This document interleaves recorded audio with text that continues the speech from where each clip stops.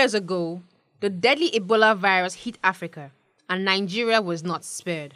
With the latest outbreak of Ebola in the Democratic Republic of Congo, the Ministry of Health has confirmed that the 9 affected persons have died. We are faced with another potential crisis. Are we prepared in the event of a disease outbreak? In the wake of these questions, a private sector roundtable on health security was hosted by the Nigerian Center for Disease Control in collaboration with the Private Sector Health Alliance of Nigeria, and in attendance, core group private sector champions to drive the initiative to advance the country's preparedness and response to disease threats. Whether we like it or not, we're still going to have outbreaks. But what we're experiencing in Nigeria here, so the Ebola, Lassa fever, monkeypox, yellow fever, etc.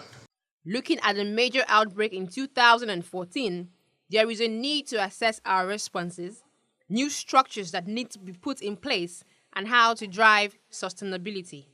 The Nigerian Minister for Health, Professor Isaac Adewale, while speaking at the roundtable, said that the Ebola outbreak created not just loss in lives, but a loss in the economy.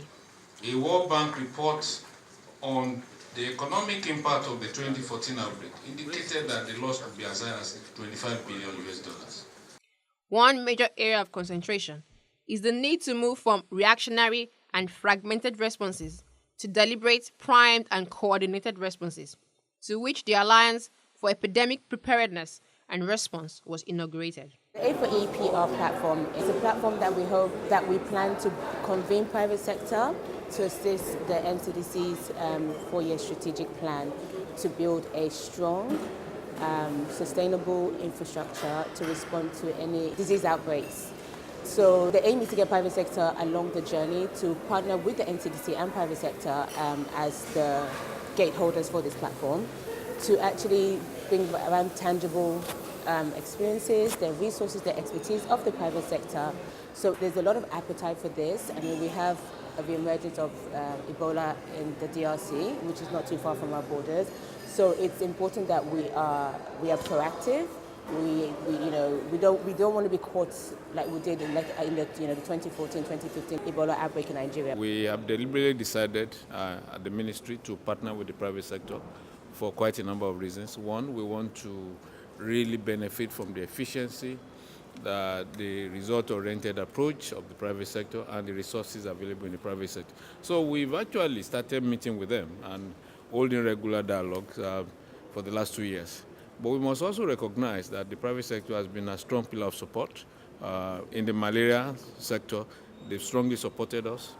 And now we're trying to bring all of them together to work through an organized platform. The biggest development post-Ebola was the setting up of the Nigeria Center for Disease Control.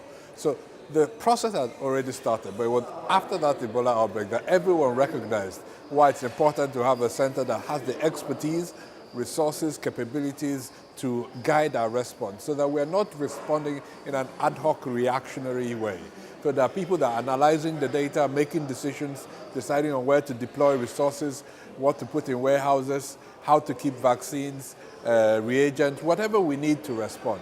So that has really created a hub in Abuja with these resources. Now, our work actually happens all the time. We've responded 34 times this year to different small clusters of cases in the states. No one hears about this, but this is how we like our work. We really don't want a big outbreak, because when a big outbreak happens, it means that we have failed somewhere along the line.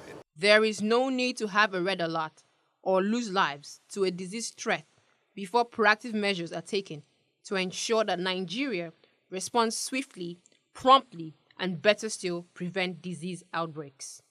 Susan Jasper, Plus TV Africa.